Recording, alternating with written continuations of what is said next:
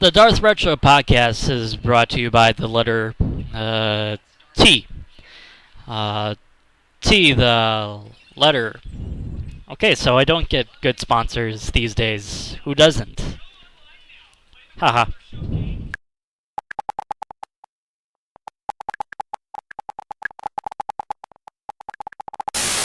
The Darth Retro Podcast is a free-flowing conversation that occasionally touches on intelligent subjects, but mostly just sports, music, and life. And now, here is your adorable host, Tom Wagner.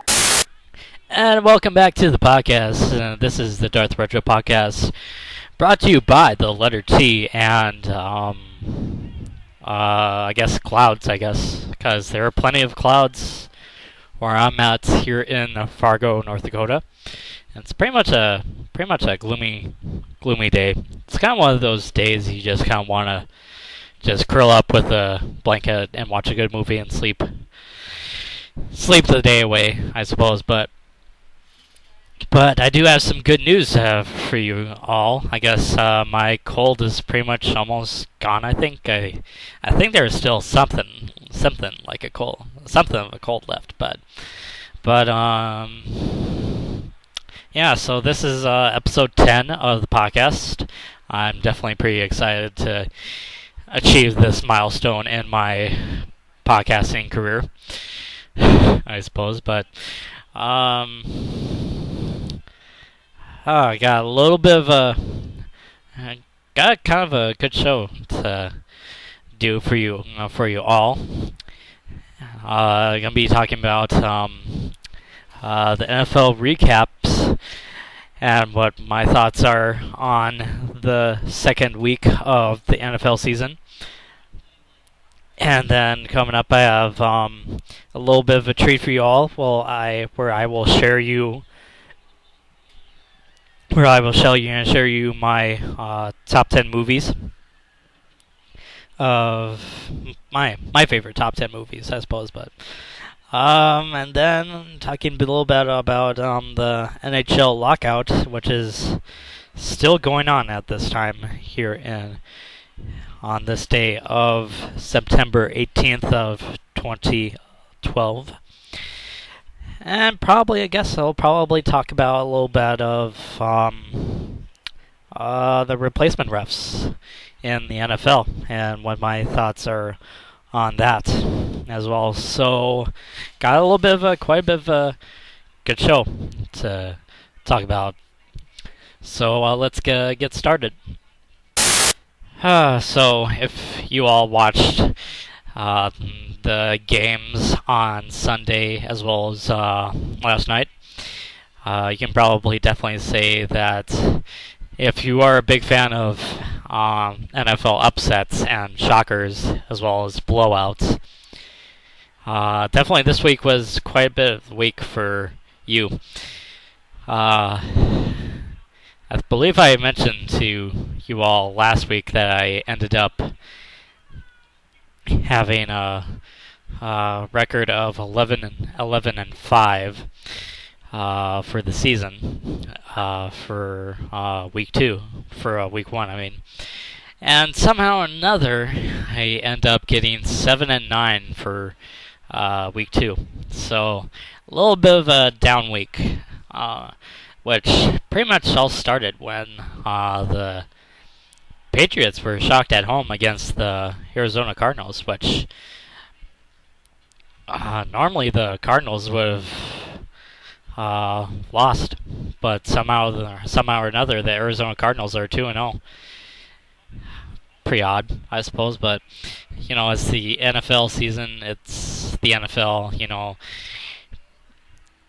You can't really think about the NFL when you basically have these teams that come up with shocking wins. It's something not of really of an odd occurrence normally, but it does shock people sometimes. I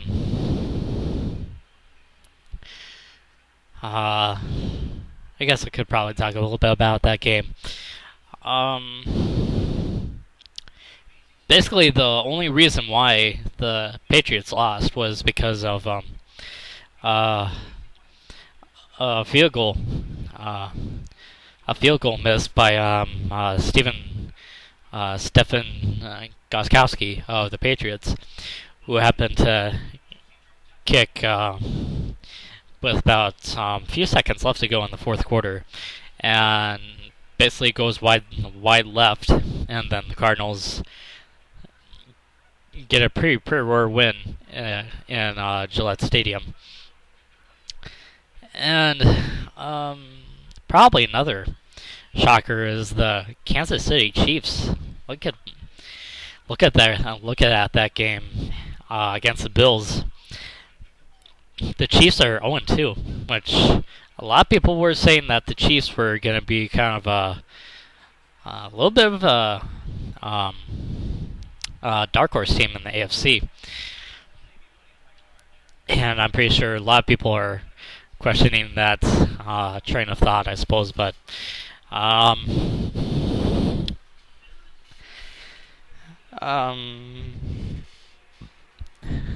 the Saints are 0-2 as well. Maybe not as much of a shocker as perhaps maybe some people, but I had the Saints winning last week's game against Washington, and then I had them winning against the Panthers, but unfortunately the Saints couldn't really stop Cam Newton, which he's starting to really be pretty good, despite the whole thought of the sophomore year downslope. See what else. Probably the biggest shocker of this whole entire week is that Philadelphia is 2-0 despite 9 turnovers in 2 games. It just defies NFL thought processes. It's normally if you have 9 turnovers in 2 games, chances are you'll be pretty much in an 0-2 slump. So it's just defies nature. That game against Baltimore, I thought the Ravens would have crushed them if Vic threw 3 interceptions, which I think he did, but I'm not too sure on that one. So you'll have to check that out for yourself. But Joe Flacco. If there was any reason to doubt Joe Flacco's clutch ability, that would be definitely the game for you all to sink your teeth into. Another little surprise game was Seattle, who pretty much beat the Cowboys senselessly. Marshawn Lynch of the Seahawks had a good game. So if you hate Tony Romo and the Cowboys, then this week is pretty much the best week to pretty much hate on the Cowboys. As much as I like to hate on the Cowboys, I did have the Cowboys winning that game. I mean, they pretty much beat the defending champions of the Giants last week, and why not pick the Cowboys? But well, I guess I could probably talk about the refs in this topic, but a little bit later on.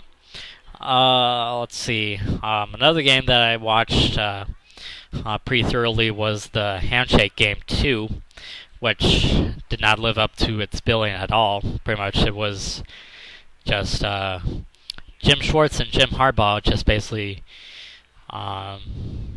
doing one duration of a handshake, which was about 1 or 2 seconds, and it was basically probably them saying, good game, see you later, and that was pretty much it.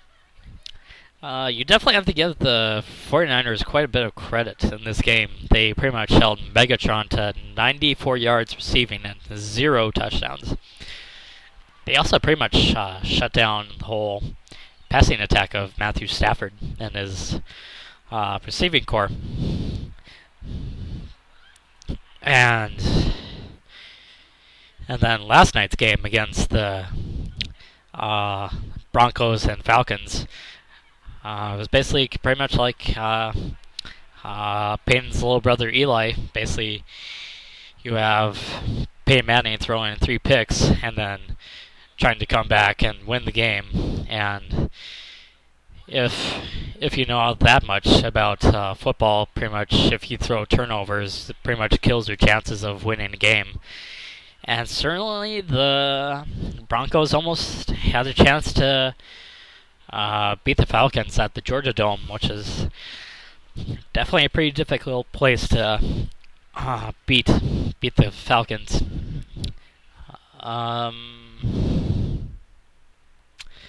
Basically, I didn't watch most of the game, but I watched some of the third quarter and pretty much all of the fourth quarter. So I didn't really get to see the whole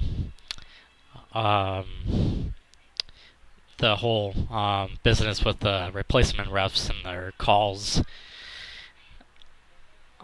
their bad calls and such. But basically, I heard some of one replacement official that basically was a Saints fan, and basically the NFL said, "No way you're gonna officiate this game because you're a Saints fan and you pretty much favor the Saints in this game. So we'll just not let you officiate this game." I think also in the Philadelphia and Baltimore game, one of the refs said to LaShawn McCoy of the Eagles that I need you to do better in my fantasy team, and basically the whole situation with the replacement refs is starting to pretty much go downhill from there, because basically if you follow sports as much as I do, or basically follow a little bit of sports, you pretty much know that favoritism is pretty much a no-no if you're an official.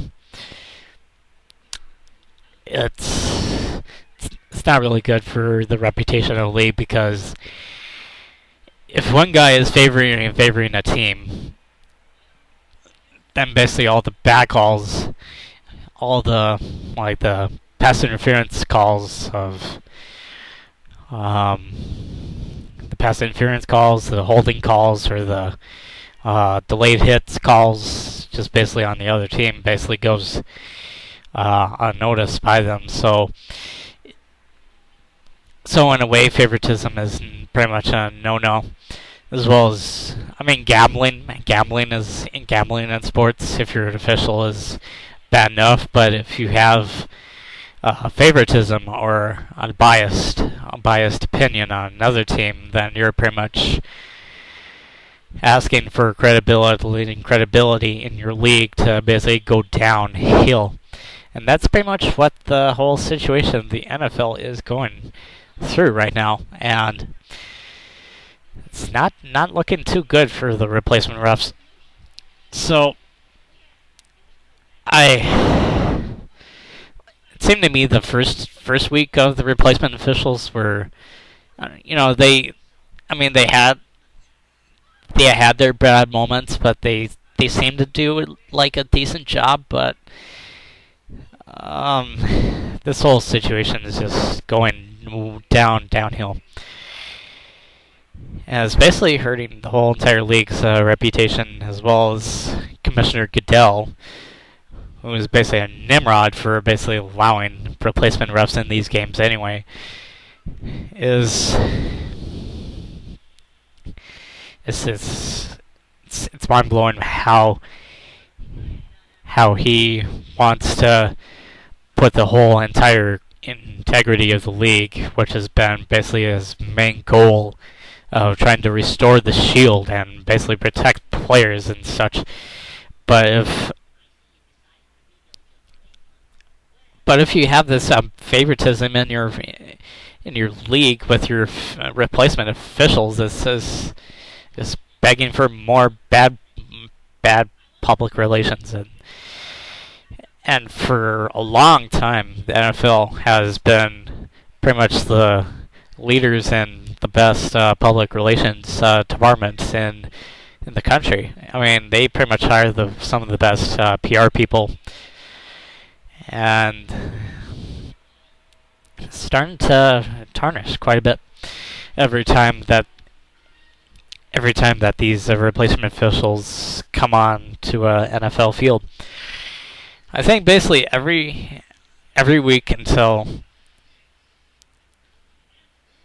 for at least every week that these replacement officials are on the field, basically the NFL loses another bit of little bit of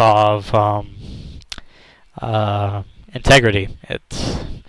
So basically the NFL is starting to look at itself, and basically I question their motives. I mean, if it's all for the fans, then fans want a well officiated game,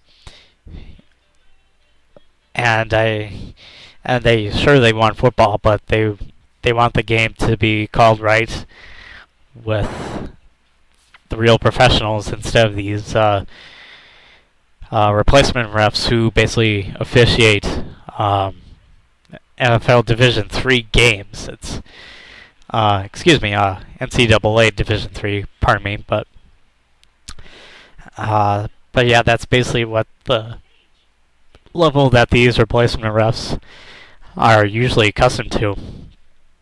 And there's so many rules. There's so many different rules that the NFL does than what the NCAA does, and that's really not that good. Not good. So, in terms of pretty much the rest of week 2, I hope I do a lot better in my picks. For this next week into week 3. So I think that's pretty much it for this topic. So I'll be moving on to the next topic. So, yeah. So I haven't really been talking about movies since probably the first episode of the podcast. So I thought about giving you my listeners a little bit of a treat, which is basically my top 10 movies of pretty much at this moment in time. And I'll start off with number 10 and pretty much go down the numbers to number 1. So for number 10, I have The Empire Strikes Back, which was released in 1980, which was the sequel to what eventually would be called the Star Wars Episode 4, A New Hope. And to me, the Empire Strikes Back seemed to be probably the best Star Wars movie pretty much of all time. I mean, certainly there are people that feel that the Return of the Jedi is a better movie, but to me, you can really get much better than the Empire Strikes Back, which, I mean, it was a pretty good sequel too. Normally sequels don't really do that great after such a pop culture change that was A New Hope, that was released in 1977. But to me to me Empire Strikes Back was the best Star Wars movie out there of the original movies. For the prequels, I don't usually typically think that the prequels were anything more than just a movie in Star Wars universe. I tend to discredit George Lucas's direction in those prequel movies, but to me, I think the Phantom Menace was probably my favorite of the prequel movies. So, so on to number 9, which I have American Gangster, which is a really, really, really great movie. I mean, if you're into gangster movies like I am, then I would definitely ask you to watch American Gangster, which stars Denzel Washington and Russell Crowe. And it was a really great movie, which it it's set during the late '60s and into the early '70s, and then there was one scene in the '90s, but primarily the movie takes place during the drug wars in New York City, and basically Denzel Washington plays this drug kingpin, and Russell Crowe basically plays this cop who basically deals with this whole mess with the whole drug war that basically Richard Nixon declared in 1969.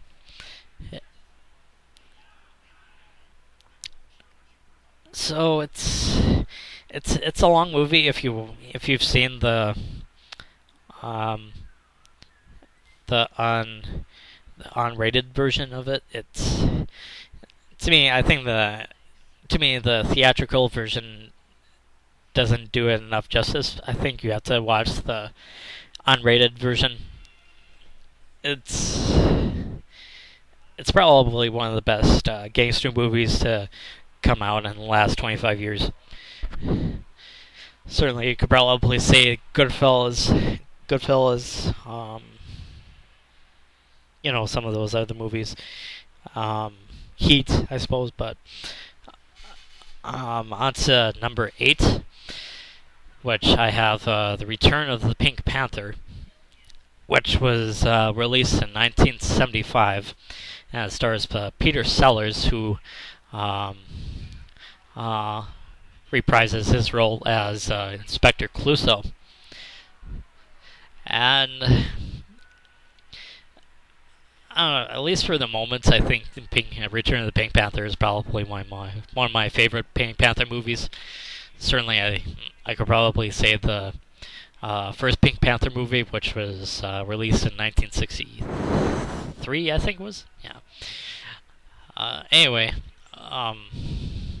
so Peter Sellers is in this movie, but David Niven is, due to a scheduling conflict, he couldn't really be available to play this movie. So basically, the director basically gave Christopher Plummer the role of trying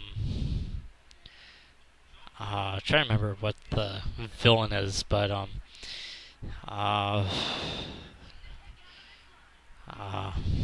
Black Hand or something like that, or no, actually I think it was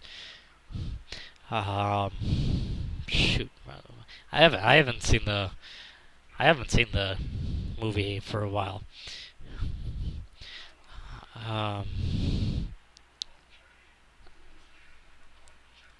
Let's see here. Let's see.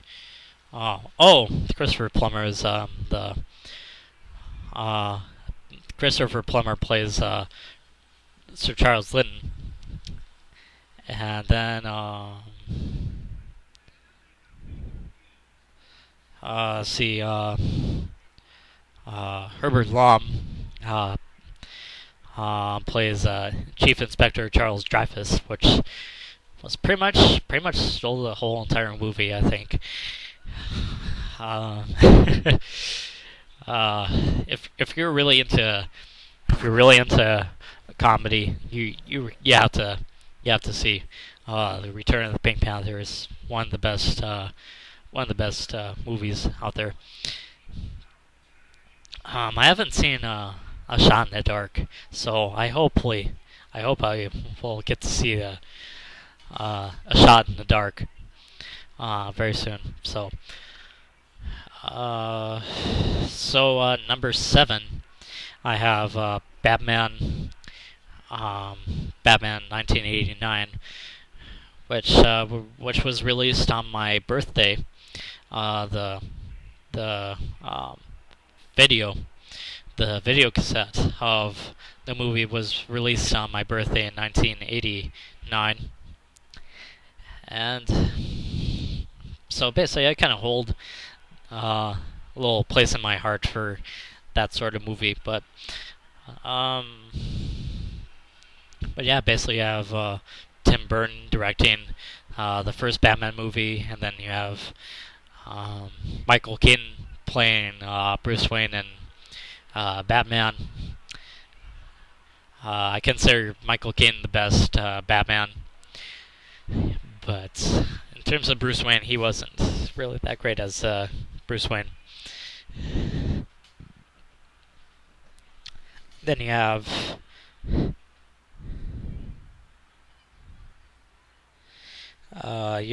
Jack Nicholson, who plays the Joker, which certainly at that time he was considered to be the best Joker out there. And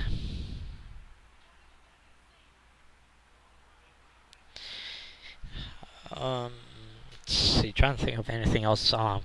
Kim Basinger, boy, she was cute in that movie. Boy, she was beautiful. Uh, so definitely one of the best Batman movies out there. Um, so yeah, on to number 6. I have Pulp Fiction, which is a really, really, really good movie. If you're into Inglourious Bastards, you have to see um, Pulp Fiction. It's it's a difficult movie to process in your head, but it it's still really, really good. Yeah, pretty much a really great all-star cast. You have Uma Thurman.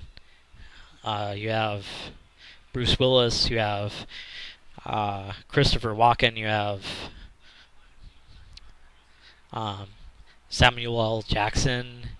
Uh, such a great movie. It was released in 1994. It was certainly really, really quite the movie for its time, and pretty much propelled Quentin Tarantino to into Hollywood stardom. So, um, on to number 5. I have The Dark Knight, which was released in 2008, which at that time was my favorite Batman movie out there. And then you have Christian Bale reprising his role as Batman, and Bruce Wayne, Michael Caine playing as Alfred Pennyworth. You have Morgan Freeman as Lucius Fox, and then you have the late great Heath Ledger playing the Joker. To me, Heath Ledger was probably the best Joker that you could probably have on a movie screen. For animation, I suppose I would give that credit to Mark Hamill. I mean, he played one hell of a Joker in the animated series and some of the animated movies, I suppose. But um, really good movie if you're into Batman. Number 4 is The Godfather, the first Godfather, which is certainly really, really long. I mean, I think it's like over 3 hours long. You have Marlon Brando as the Godfather. You have Al Pacino as the son and heir to the Corleone family, and you also have James Caan playing as one of the brothers, and you have Robert Duvall as the advisor to the family. But it's if you like long movies, definitely Godfather. The first Godfather is certainly really great. Also won an Oscar too. But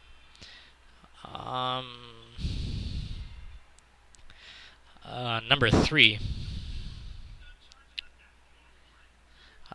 Number 3, I have The Dark Knight Rises, which was released this year, and it's the third movie in the Christopher Nolan trilogy of the Dark Knight trilogy, and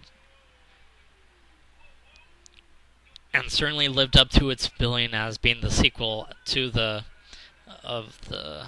Dark Knight. I still think The Dark Knight Rises is the best Batman movie out there. So Tom Hardy is in it, playing Bane. He played a really great Bane. Then you have Anne Hathaway playing Catwoman, who basically stole the whole show. Christian Bale reprising his role as Batman Bruce Wayne. Michael Caine as Alfred Pennyworth, though most of the movie he wasn't in it. So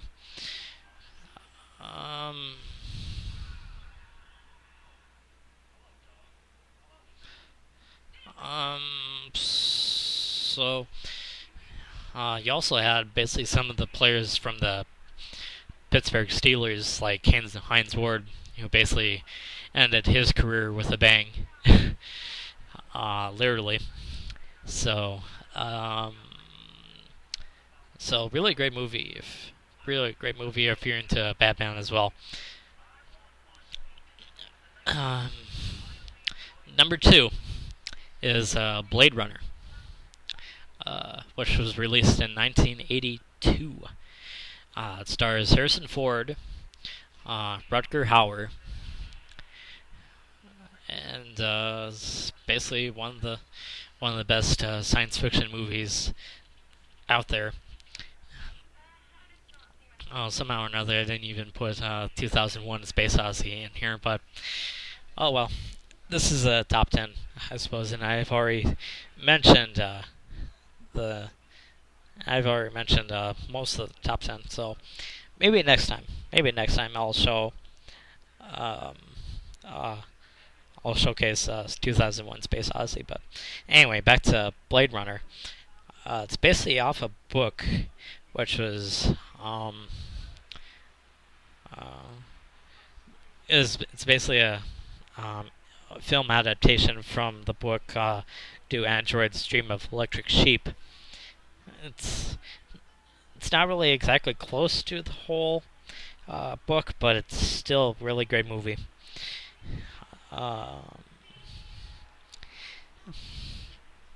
If you're a science fiction geek like me, you have to see Blade Runner. It's such a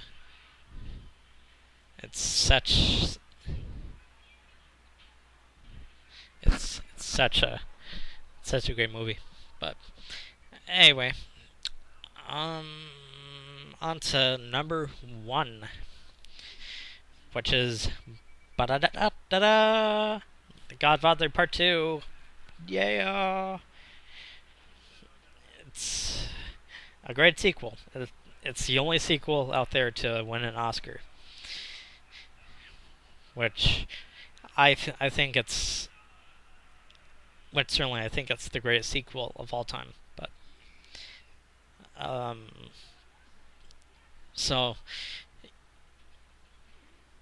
you basically have the same great cast as the first one, except Marlon Brando. Um, so, except this time you have very young Robert De Niro playing the young Vito Corleone. Basically his rise to the whole, his rise from being a young child, growing up in Sicily, to basically becoming the Don of the Sicilian mob. It's really good. I mean, it's a lot more longer than the first one, which I can tell you that one. I think I watched it on AMC, and it was about 5 hours in length when you consider the commercials in it. So it's definitely a long movie. Excuse me. But in terms of top 10 for this this time, that's my top 10. Number 10, Empire Strikes Back. Number 9, American Gangster. 8, Return of the Pink Panther. 7, Batman 1989. 6, Pulp Fiction. Number 5, The Dark Knight. 4, The Godfather. 3, The Dark Knight Rises. 2, Blade Runner. And 1, The Godfather Part 2. So, on to the next topic. So here we go. So if you've been paying attention to, if you're a NHL fan, like myself, basically it's not really looking too good for the National Hockey League.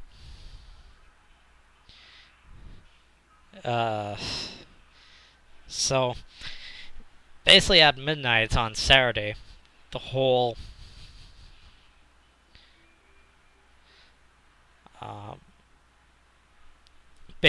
league went into lockout mode, which this is the second lockout of the National Hockey League in 8 years. The last one was in 2004, which basically ended a whole entire season for the NHL, and this is the third lockout in the last 20 years, I believe. So the NHL has seen quite its shares of lockouts. It's sad. It's when professional sports become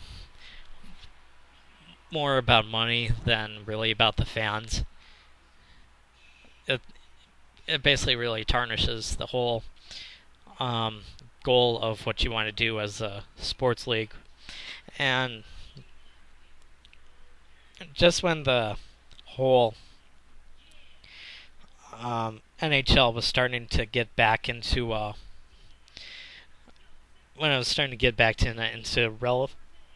relevancy, this happens and basically ruins the whole league. I think if this lockout comes to become basically a season-ending lockout, the whole business of the NHL is starting to look really grim. And that basically the whole problem is these owners are at fault. These owners are at fault for for causing this mess. I mean, they basically overspent for these players, and it's really their problem. I mean, Gary Bettman, which is probably number 4 on the best of the North American sports leagues commissioners. It's ridiculous. It's absolutely ridiculous.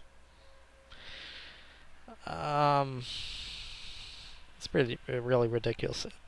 Bedman, Gary Bettman seems to be more of a puppet to the owners than really being a hero to the players. It sucks. I mean, if you're a Minnesota Wild fan like I am, it's shitty because just when our team basically got some of these best players in the league, like Zach Parise, excuse me if I pronounce that wrong, but basically ruins our whole entire season if this whole lockout thing goes into a full season. It's devastating. So definitely don't need another lockout in the NHL anytime soon. So, which pretty much means that I'm probably going to be into watching more NBA, which it's certainly not a bad thing, but I haven't watched the NBA as fully as probably this season for at least a good, maybe a good 5 years or so. But the last time I really got into the NBA was during the whole Michael Jordan Bulls era, which pretty much every kid was watching the whole Michael Jordan play for the Bulls. Pretty much everyone watched it. I watched it. I was watching it when he hit that game-winning 3 in Game 6 of the '98 Finals. It was an intense game. It's intense sport. So I'm starting to getting back into basketball with. I recently purchased Bill Simmons' the book of basketball, which is a really great book so far. I've gone into about at least a good 170 pages of it. It's a really long book. But it's still pretty good. Bill Simmons definitely knows his basketball quite a bit. So anyway, back to subject, I suppose. But in general, if this lockout doesn't end soon, basically the NHL is in so much trouble with financially. Basically, if you're a fan of a small market team, you're basically suffering because if you're a season ticket holder, you basically miss out on the whole entire season, and the small market team owners lose out as well because they don't exactly have a whole lot of money, but yet they have these upkeep costs with they have to pay for the players, they have to pay for the stadium, they have to pay for their workers and such. So it's a trying time. So if you're an NHL fan, I definitely hope the NHL fixes this problem. So it's not just the NBA during the winter months once baseball ends and football ends as well. So once basically football ends in early February to about April, it's basically kind of a dead kind of more of a dead few months, unless it's basically going to be dominated by the NBA, and it's gonna be pretty bad. So, in terms of this podcast, I'm pretty much done with talking about it. So, I have a WordPress account if you want to check that out. It is Darth or darthretro.wordpress.com, and I basically talk quite a bit about basically about sports and stuff. So, if you want to check that out, go ahead. Just remember to type in the right address. It's darthretro.wordpress.com. So definitely check that out, and I will see you all probably next week. So laters. Peace.